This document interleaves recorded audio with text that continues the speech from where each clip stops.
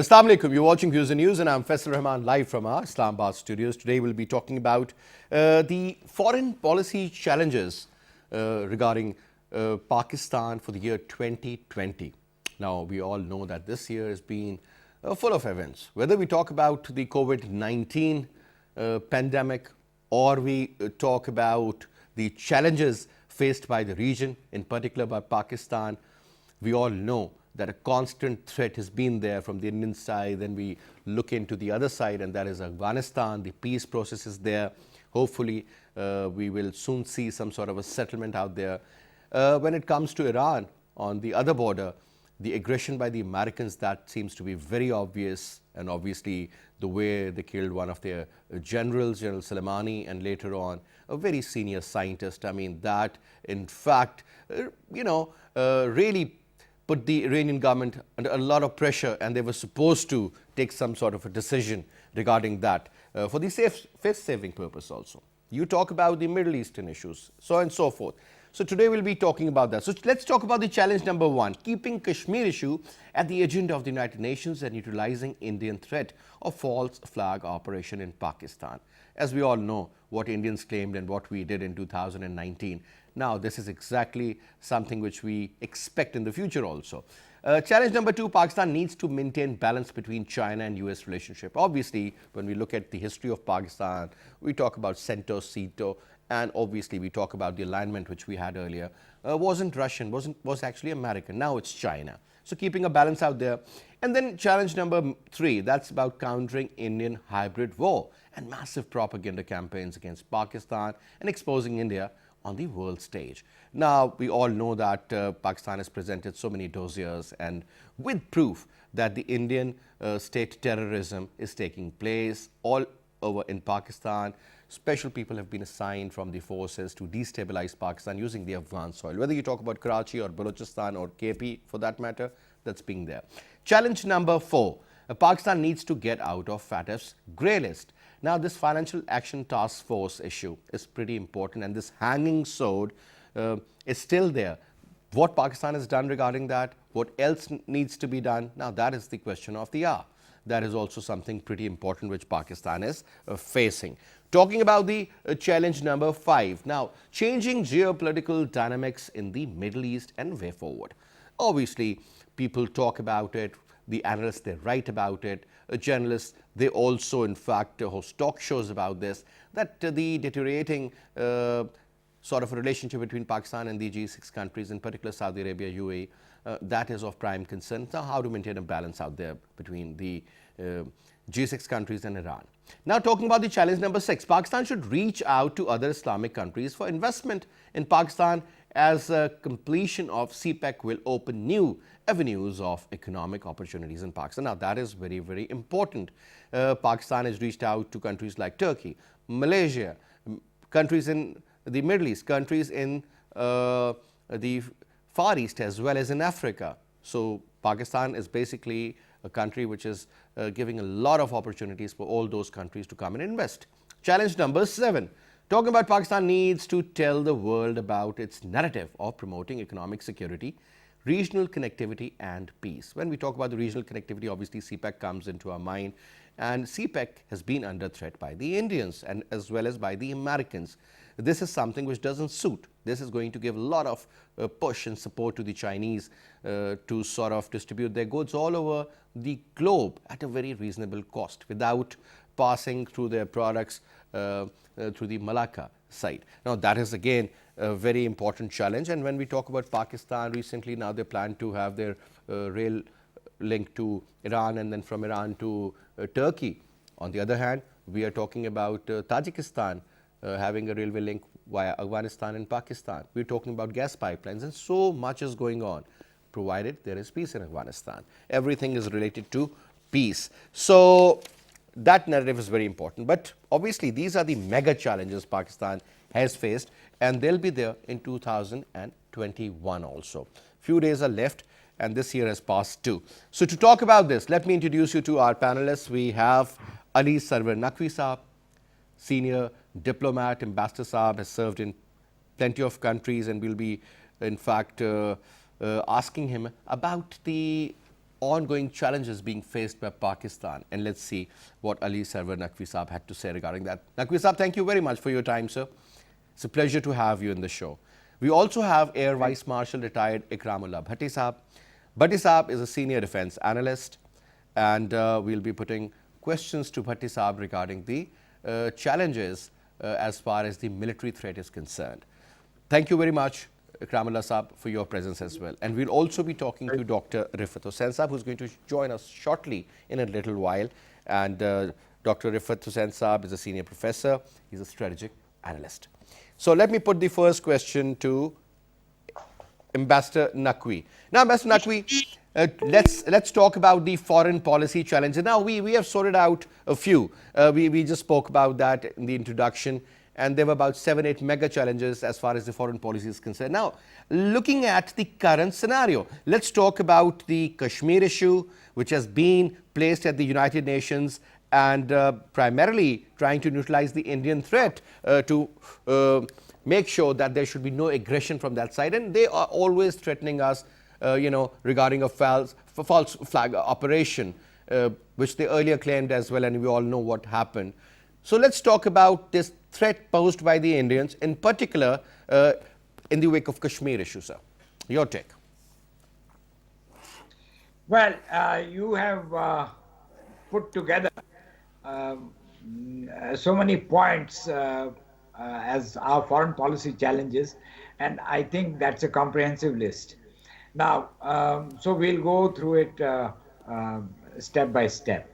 The Kashmir problem has again come to the forefront because of Indian action of annexing Kashmir, the state of Jammu and Kashmir, last year in August by revoking Articles 370 and 35A of the Indian Constitution, which, we did not recognize, but within the Indian state structure, that was a special status that had been granted to Kashmir, which was withdrawn. So effectively, as analysts have said, this was the revocation of the special status of Kashmir and attempt to annex Kashmir. So this is the Indian way of annexing the state of Kashmir, which has not been the case before. Now, in this context, the Kashmiri problem has surfaced in a big way, and the United Nations was obliged to hold 2 informal sessions to discuss this problem late last year. And this year as well, the long lockdown of Kashmir, which had started at that time in August, has continued, and more than a year has passed in that situation. The population of Kashmir is being held incommunicado. There is massive violation of human rights, and there are all kinds of atrocities, like pellet guns being used against unarmed civilians, the torture of suspected freedom fighters, and all that very, very reprehensible state action that has been going on. Now, Kashmir is forcing itself on the attention of the world because all major media sources in the West, starting from New York Times to Washington Post, the London Guardian, the French Le Monde, the German Die Welt, even Japanese Asahi Shimbun, they are all carrying stories about the Indian atrocities in Kashmir and about the unfair actions that have been taken against the Kashmiris. So this, I think, has been further reinforced by our actions, which means Prime Minister Imran Khan's speech at the United Nations last year, General Assembly speech, and then subsequent efforts by the Foreign Minister, and continued efforts in that direction that is being waged by the Pakistani government. So I think Pakistan is effectively making the world aware of Kashmir, and this is a time when we must continue the effort and further consolidate it so that the international And I think community. Pakistan is doing a pretty good job during the Yes. current government regarding that front, because I think Prime Minister has been pretty vocal. So the case is with the Foreign Minister Shah Saab, and I think the Foreign Office is doing a brilliant job. Now let me take the same question regarding Kashmir. I mean, look at the number of ceasefire violations on the line of control and actual this boundary. AVM Saab, more than 3,050 violations during this particular year. Look at the number, look at the increase, look at the kind of aggressions the Indians are showing. Let's talk about that challenge first, sir. AVM Saab, your take. Well, we know that we've had so many violations of the LOC in this year, and of course, every time a violation takes place, Pakistan does bring it to the notice of the UN Military Observer Group in Pakistan. And while in Pakistan, they are allowed, and Pakistan does assist them to visit the LOC and see for themselves as to what is the situation over there, what kind of violations are taking place, how frequently, and to what extent. Whereas the Indians have disallowed them to visit the LOC. And at the same time, we know that ever since this outfit was created by UN Security Council, probably in 1948. Ever since then, it is Pakistan only which has been bringing up complaints to the observers, and there has been no complaint from the Indian side to the observer group with regard to any such violation by Pakistan as claimed by the Indians. And most recently, of course, we have had an incident where, despite a notification to the Indian side, and despite the military observers traveling in their own specific vehicle with specific UN color coding and insignias, it was fired upon. And fortunately, no one was hurt. This is an excellent opportunity that Pakistan has, of course, to show to the world, and of course for the UN also to realize the kind of callous attitude that the Indians have towards this group, and the way they go about violating the LOC, and of course which has been resulting into the deaths of several Pakistanis over the last several years. And I think while we have seen that these violations continue to take place, and we also know that after having abrogated the two articles and having annexed the Indian held Kashmir illegally, and of course in contravention of all UN security resolutions, the Indians continue to divert the attention of not only their own citizens but also of the world, that whatever firing or the violation that they undertake at the LOC, it is essentially to prevent, as of course projected by them, the entry of any infiltrators from Pakistan.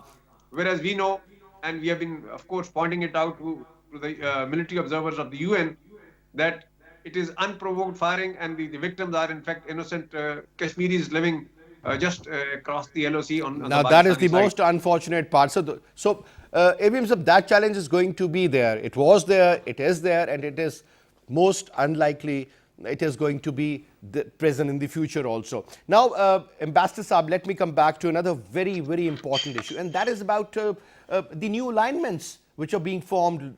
I mean, if you talk about this particular century during the first 2 decades. Now, looking at the current scenario, it seems that India, which was very much in the Russian group, now popped out and chose to become a partner of the West. Whereas Pakistan, which relied primarily on the West, now is shifting towards East, towards China. And I think the kind of investment the Chinese have made and the kind of support they have given us, whether you talk about returning the loans of Saudi Arabia or otherwise, I think they have done a brilliant job. Now, but the other side is United States of America. That's a superpower. Now, maintaining that balance between the two, I think that is going to be a super duper challenge for Pakistan in the year 2021 also, when Joe Biden is going to be the next president of the United States of America. Ambassador Saab, your take. I am very glad, Faisal, that you have raised this point. Yes, there is a noticeable, a sea change of the in the diplomacy of the 20th century and the diplomacy of the 21st century. In the 21st century, the old lines, the old alignments, the old patterns have changed, and everything has become very flexible and open. Now, what do I mean by that? In our region, you are right, you pointed out to Russia. Russia has been a traditional friend of India for many years, more than 40 years at least, if not more.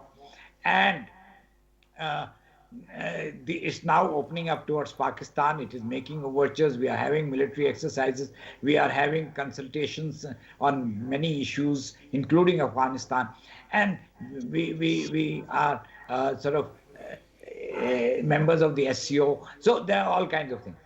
I have myself been invited to Moscow twice in the last 3 years. And the think tanks over there have interacted with me, and they are very positive about interacting with Pakistan. Second, the Chinese relationship.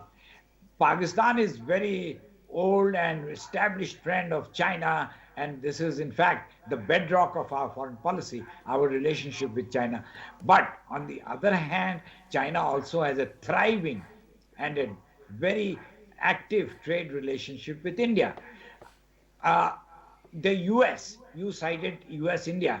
Yes, but for many years, Pakistan and US were close. Now, US still wants to remain engaged with Pakistan, but it has a strategic partnership with India. So all these patterns have changed, and there are new shapes and forms that are developing. Pakistan, you are right, has a challenge in trying to balance between the United States and China, because they are rivals in the economic field, at least, if not in the sort of other military fields and all.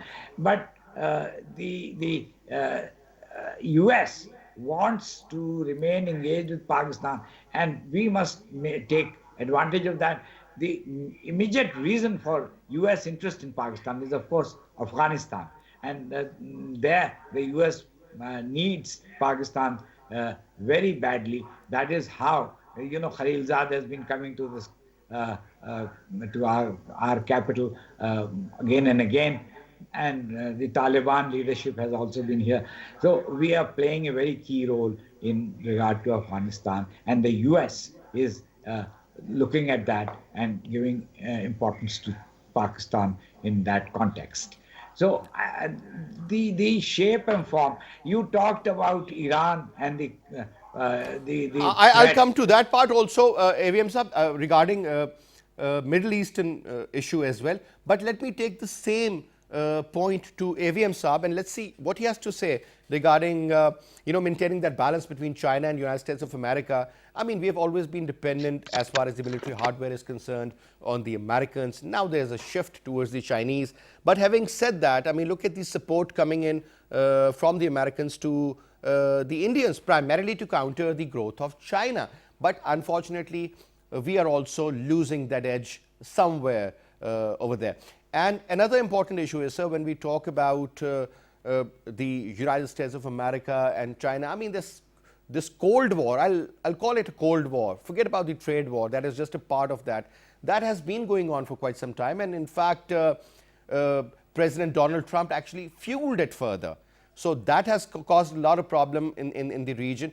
But now, sir, when we look at the new alignments, and in particular, I'm talking about the military support which Pakistan has always had from the Americans, it seemed that there will be some sort of checks and balances, and they're trying to sort of twist our arm to get the desired results. But Pakistan has done more than enough. Whether you talk about the Afghan invasion by the Soviet Union, or you talk about the invasion of the United States of America again in Afghanistan for the last 20 years, we have been the non-NATO ally. But we couldn't, sort of capitalize on that front. Rather, whatever we do, whatever we did during those last years, I mean, look what sort of sacrifices we made. 85,000 people lost their lives. More than 200,000 got injured. $125 billion in terms of economic loss. The kind of threats that that were all over the place. I mean, look at the law and order issue, terrorism, so on and so forth. So Pakistan suffered so much, yet the Americans still do not recognize the kind of sacrifices we made. AVM sir. Well, you see, international relations, especially as maintained or as run by the US, are not based on justice, fair play, or human rights or democracy. They are Yeah. primarily, as investors will bear me out, are interest driven. And while Pakistan has been having excellent relationship with the US for the last several decades, but even the Americans call it transactional. And as long as Pakistan was serving US interests, Pakistan was, of course, a very strong ally, major non-NATO ally, and Pakistan was being benefited with the economic and military assistance. And it continued until the Americans found us relevant. And as China rose to challenge US as the global leader, of course, they needed to find another proxy in the region to check the rise of the Chinese. And India was readily available to them. And now we find that clearly, despite several reasons which the Americans choose to ignore and continue to patronize India. I mean, like, for example, uh, when they look at the violation of the rights of religious minorities in India, the Americans are well aware that over the last couple of years, how the Muslims and other minorities in India have been persecuted. And despite having that knowledge, Because despite the being Indians aware, do not despite let doing it, any country intervene in their internal issues. Look at the way they reacted when Mr. Trudeau, the Canadian Prime Minister, in fact supported the protesters and said, well, the government of India should look into it. And they just went after him. So Indians always had this kind of an attitude where they would never, never, ever look into their own issues. And they would blame Pakistan for that, for unfortunate reasons. Even this time also. well, in fact, no country allows any other international or a comment or interference by even a neighbor in their own internal matters. And of course, which the Indians, of course, have the right to do that. But the fact remains that if any other country does point out or does make a comment, which clearly indicates that yes, there is a problem that exists, and the problem is of such a serious nature that the other countries are noticing it and commenting on it. All right. And of course, the Indians may go ahead and deny it and object to it, but the fact remains that it is a reality which the world can clearly see. All right. Now, we've also been joined in by Professor Dr. Rifat Hussain Saab. Let me welcome him. Assalamu alaikum, Dr. Saab. जी वालेकुम अस्सलाम Dr. Saab. क्या हाल है I'm good, sir. Allah ka shukar hai. Khairiyat se.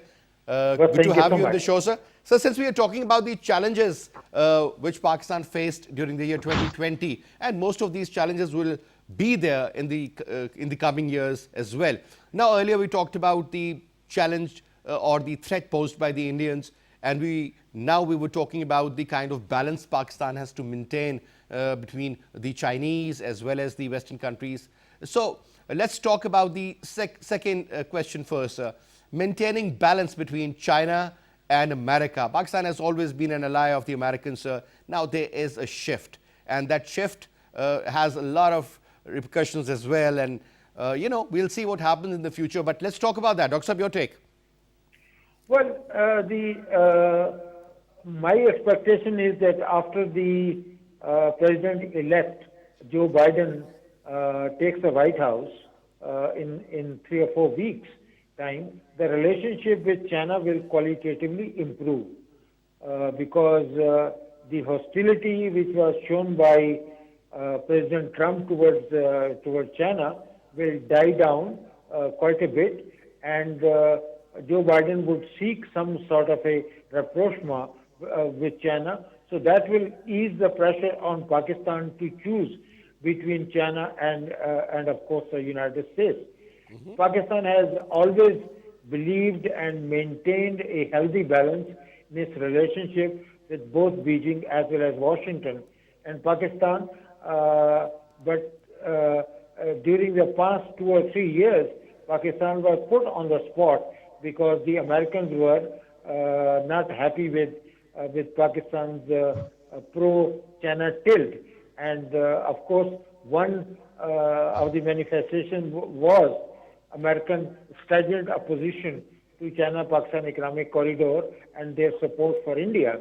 So hopefully, when Biden takes over, this relationship will improve, and hence Pakistan will have a greater diplomatic Dr. Saab, maneuverability is of this state. relationship, because there was a time when we were the strategic partners of the Americans, that strategic partnership turned out eventually to become a transactional partnership. You know, you do this much for me, and you know, I'm going to do this much for you, give and take. That is no way to move forward. Yeah, it works in the diplomacy, but not like you know, between the countries like Pakistan and USA, and kind of sacrifices which we've made. But my point, Dr. Saab, if you allow me, my point is that's it. This challenge was there, is there. It was there in the Middle East also earlier than that, in a couple of other countries where Pakistan had to choose one. I mean, whether you talk about the issue regarding Yemen, where Pakistan opted to become a neutral country, wasn't very well received by the Saudis or people in UAE. There were a couple of very strong statements against us as well. But now the Saudi foreign minister is expected to come with a huge, big delegation of businessmen and otherwise in the next month, that is January, the start of the next year actually. Things might improve. So let's throw light on that aspect, so Middle Eastern, because unfortunately things have deteriorated, things have eroded. Well, of course, Pakistan has to adjust to the changing reality of Middle East, which is marked by the Israeli diplomatic ingress into the Arab world and their effort to win over bulk of the Arab countries to their side. So Pakistan has to be very watchful and keep a balance on and keep an eye on these developments. I'm not saying that Pakistan should change its stance, but Pakistan should be prepared to adjust to the currents of change, which are quite remarkably visible in the Middle Eastern politics. So Pakistan should be prepared analytically to meet these, as the Chinese say, to bend its policy with the changing wind, so that Pakistan can, and the sole criteria for Pakistan would be what is Pakistan's enlightened self-interest. So because that is going to be the yardstick which Pakistan should apply in dealing with any kind of situation.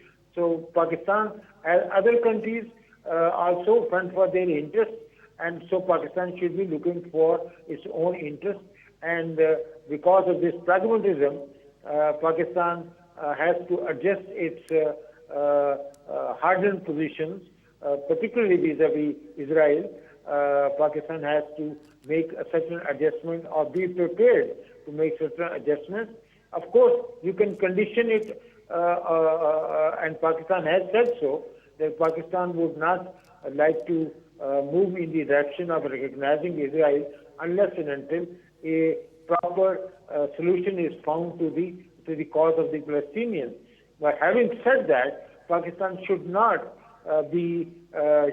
shy away from having some sort of a de facto relationship with Israel. And of course, if the bulk of the Arab world moves in that direction, then Pakistan would not in countries like Jordan, Egypt, Turkey, now UAE, Oman, Morocco, soon Bahrain, and most likely Saudi Arabia, they will all accept it. Now, sir, what my point is, coming back to Ambassador Saab.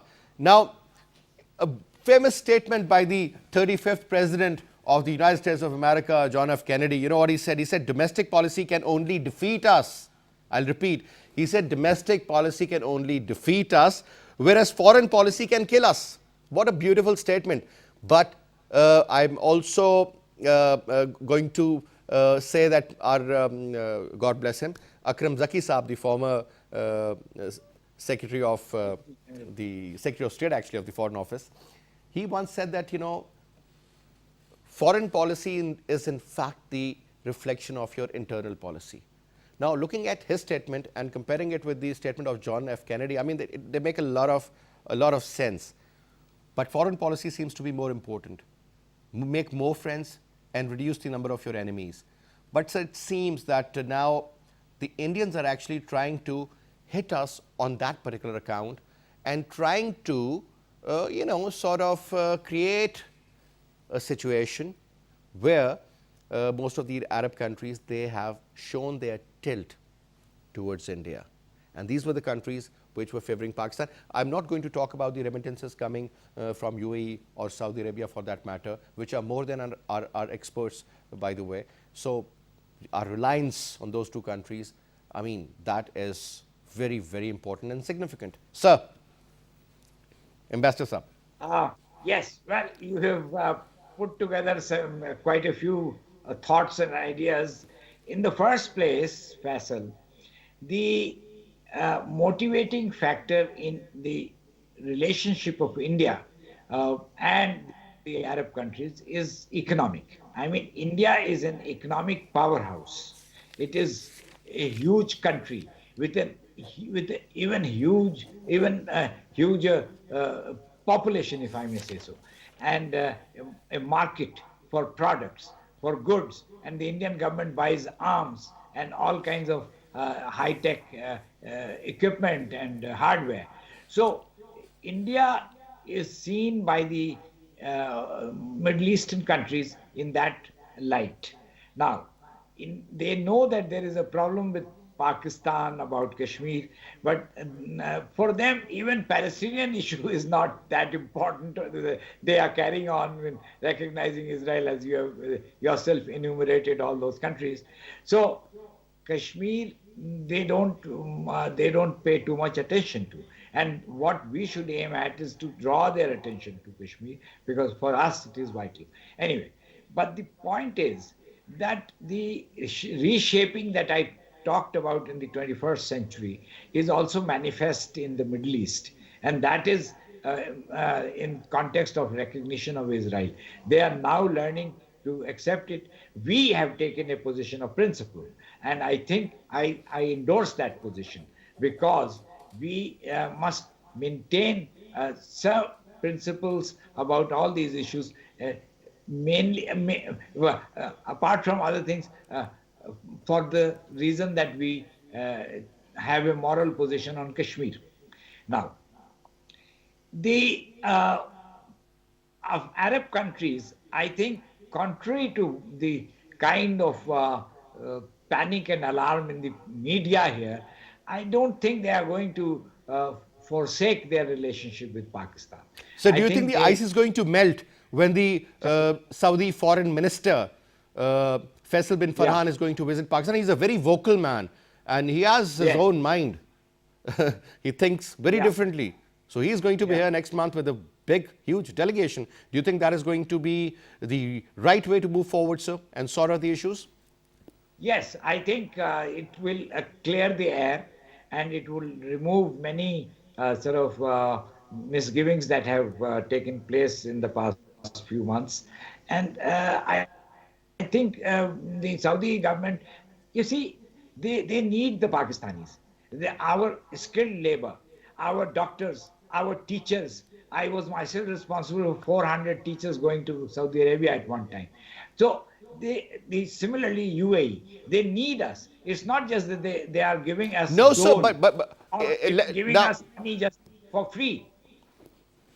All right. Now, AVM Saab is a related question, and let me take the same thought of Ambassador Saab forward. Now, I was reading an article in which it was written by an Indian and published in the Indian media. And it said that, what if we replace the Pakistani soldiers in Saudi Arabia? And what if we end up replacing the security concerns of the UAE with the Indian soldiers and the Indian law enforcement agencies? Look at the number of Indians working in UAE. I mean, that makes a lot of sense. But when it comes to Saudi Arabia, sir, we have always been there for them. Whether you talk about the safety of the safety is with Allah Ta'ala. But what I'm saying is the security measures regarding the holy mosque. That's what Pakistan is known for, looking after the royal family, their security and so on and so forth, training of the Saudi military. And they've been trained with the Pakistanis. And I mean, how can you change if the Indian army chief was there? Do you think there is a probability that most of these Pakistanis would be replaced? Those even working in hotels or having small jobs, the labor class basically, or even at the highest tactical level, sir. AVM Saab? Well, let me make a comment on the topic that you just discussed with the Ambassador Saab, the relationship of UAE and Saudi Arabia vis-a-vis India and Pakistan. Yeah. I'll just add to it that when we talk of relationship of these two countries with Pakistan, I think USA and Iran are two major determinants of this relationship. Because if USA wants to exert some pressure on Pakistan indirectly, it uses America and UAE. Similarly, if he wants to give some relief indirectly, again these two countries are utilized. Now, when Saudi Arabia or UAE are befriending India, of course there are economic interests. India is as Sir, Ambassador they are Saab the mentioned, third and the fourth largest trading partners of India after USA and China. So you can well imagine. Okay, you see, India was one of the biggest buyers of Iranian oil. And if the Saudis and the UAE can deny that sale of oil, of Iranian oil, they are going to put some pressure on Iran. And if they can sell oil to India at a cheaper rate, and of course at the cost of befriending India, they would like to do that. So that is another dimension of the relationship of these two countries with India and its connotation vis-a-vis Pakistan. Now coming to the military relationship of these two countries. Now Pakistan is in Saudi Arabia from the point of view of relationship between the militaries, I think for the last over 5 decades, nearly 5.5 decades. It started in mid-60s and it continues even today.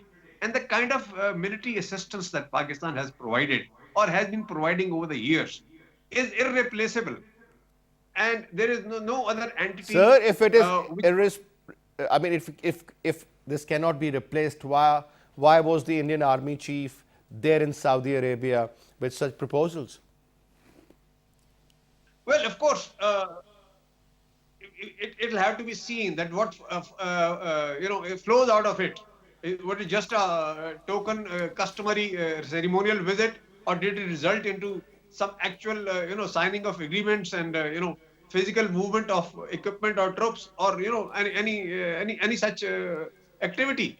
So till that happens, I think we should be rest assured that this will not change. And the position of Pakistan's military presence, military assistance vis-a-vis these two countries will remain.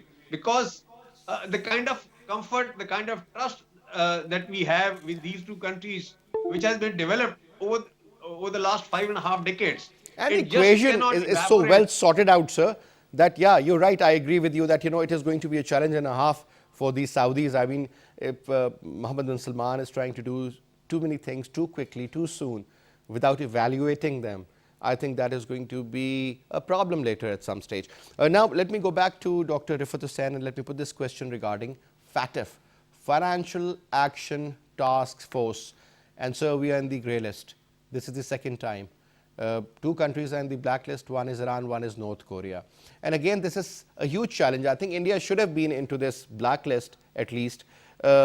But we are, and we have done so much. Still, the concerned authority seems to be not fully satisfied. And that famous mantra which used to come from USA, do more. So are we doing more? Well, I think it's a matter of some satisfaction that Pakistan stays in the grey list.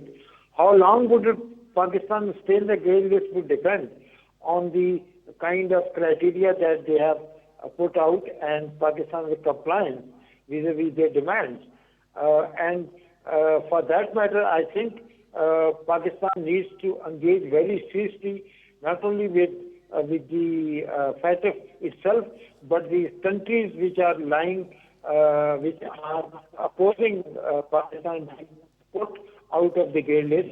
And I mean, we need to engage seriously with Washington, with Paris, and we must convince them that, there's a lot that was asked of Pakistan, and Pakistan has done, taken 31 very significant steps, and Pakistan is willing to do more, but, there has to be some kind of a reprieve for Pakistan, and this sword of Damocles, which is hanging on Pakistan's head, that if we do not do this, then we will be pushed back into the blacklist.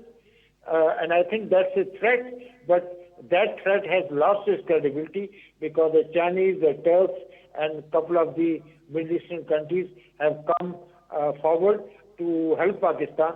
And as long as Pakistan Sir, will three sustain that countries support support you for and you itself, stay in the grey list. But to get out of that grey list, you need a certain number. I think that is it. Please correct me if I'm wrong. Is it 11 or 13? well, it's essentially 13, yeah. 13. Okay. So what about the remaining 10 members who can support us to get out of that grey list, sir?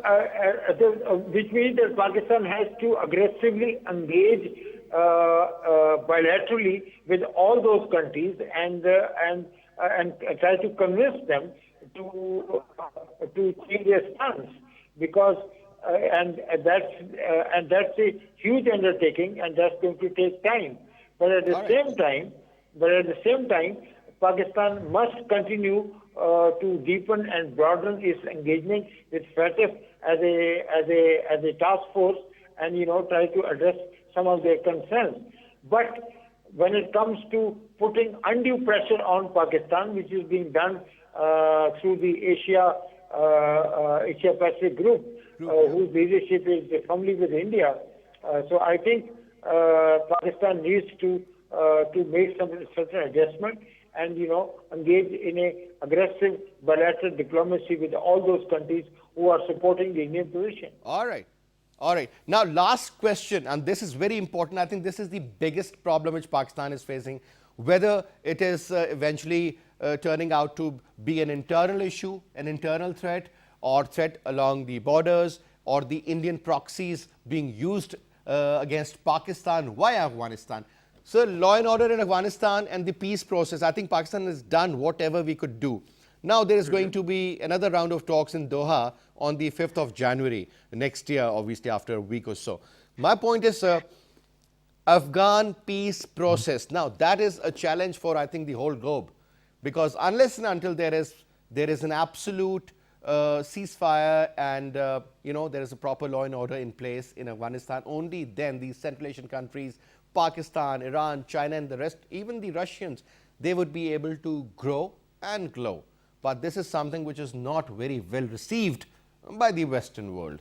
Now, my points for all three gentlemen, starting off from you, Ambassador Saab, how important is the Afghan issue for Pakistan and is posing a threat or maybe is a foreign policy challenge for Pakistan, because we have always been looked by the Americans through the prism of Afghanistan, unfortunately, sir. And this has been the dilemma. So, quick 1-minute answers from all three gentlemen, please. Thank you. Starting off from you, Ambassador Saab. Yes, about Afghanistan, I have said this many a times, and I have said it on your program as well, that we have to develop people-to-people contact. What we do is just government-to-government dealings all the time. We have to have people in the universities in Afghanistan, we have to have news bureaus, we have to have television channels, we have to interact with the ordinary Afghans, create goodwill, because the advantage that Pakistan has is undeniable, and we can only go forward, not backward. And Correct. The role of Pakistan in the peace process is extremely important, and now this has been realized. Only recently Zalme Khalilzad was here, then the Afghan Taliban delegation was here. They all are heading to Islamabad for trying to sort out their problems. All right. I don't want to take more time because you said 1 minute. I know, sir. I'll have to wrap it up in another 2 minutes. So, thank you very much. But anyway, moving on to you, Air Vice Marshal Saab. Well, you see, Pakistan has done quite a lot in the peace process, because essentially it has been the primarily the efforts of Pakistan that Taliban are willing to come onto the negotiating table and eventually decide to even accept the Afghan government, the Kabul government, onto the negotiating table. And of course, the moment peace, inshallah, returns to Afghanistan, Pakistan probably will be, other than Afghanistan, will be the most benefited country. And of course, we're looking at dividends of peace, because even today, our border areas continue to remain under the threat of terrorism, and we find that even the Indian security intelligence agencies are sponsoring outfits like TTP, and even uh, people from Balochistan to create or cause Sir, acts Hezbollah of Iran terror. is being supported, TTP, Daesh, Al-Qaeda, if there is some sort of presence, which is very little, but it is. And then you talk about While ISIS, all these non-state actors. with Afghanistan, but the fact remains that the acts of terror are still a threat. And of course, the moment peace returns, we will have this business trade develop to Central Asia through Afghanistan, and even the Indians are Absolutely. likely to benefit Sir, from that, provided our trade minister allow. was there in Afghanistan before the Prime Minister visited. In fact, he was there with him as well. And he talked about the bilateral trade with the Afghan government. He talked about the smuggling issue. He also mentioned about the Afghan transit trade and so on and so forth. I think a lot has been done. A lot still needs to be done. Quick comment from you, Dr. Professor Rifat Hussain Saab. First of all, Faisal, Pakistan must maintain its current level of engagement with all the key stakeholders inside Afghanistan, including the Afghan government, the Afghan Taliban, and the Mujahideen groups which are there, because as that broader engagement will only facilitate Pakistan's future role inside Afghanistan, number one. Number two, Pakistan must seriously pay attention to a regional strategy in which, all the neighboring states of Afghanistan, including the Central Asian states, Iran and Pakistan, are firmly on board vis-a-vis the effort to develop a regional framework for a sustainable peace in Afghanistan. So I think we have done very well as far as the first goal is concerned, but I think we need to work more on the second aspect. All right, Dr. Professor Rifat Hussain Saab, thank you so much for your participation. Air Vice Marshal Ikramullah Bhatti, was a pleasure having you, and it was great to have you, Ambassador Naqvi Saab, in our program. I think these were the mega challenges faced by Pakistan in the year 2020, but I think the biggest challenge is regarding COVID-19, this coronavirus that is all over the world, killing millions of people. And I think this challenge cannot be sorted out by Prime Minister Imran Khan or the Foreign Minister or anybody else. You have to fight it out. And please make sure to follow the protocols, keep in place all the precautionary measures, and make sure to wash your hands regularly. Do not touch your hands to your mouth or to your nose, or even don't touch your eyes. That is how you can prevent yourself. Try to do socializing, but make sure that there should be a proper distance between the individuals.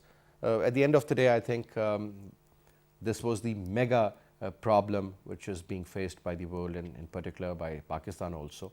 But we can fight it together. As they say, together we can, together we will. So that's all we have for this hour. I'll see you again. Till then, you take good care. Khuda Hafiz.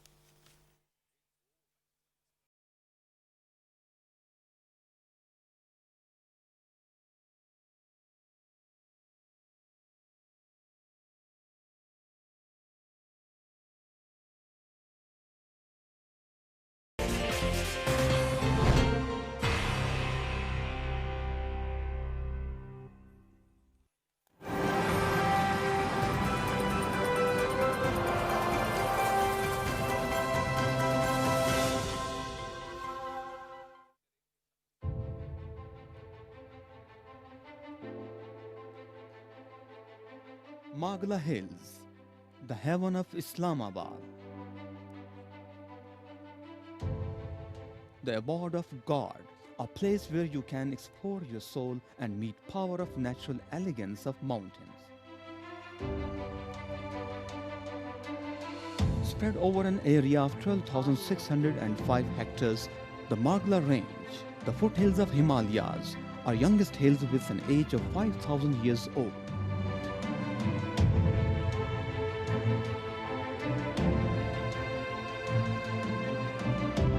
Magla Hills are home to around 600 plant species, 250 bird varieties, 38 mammals, and 13 species of reptiles.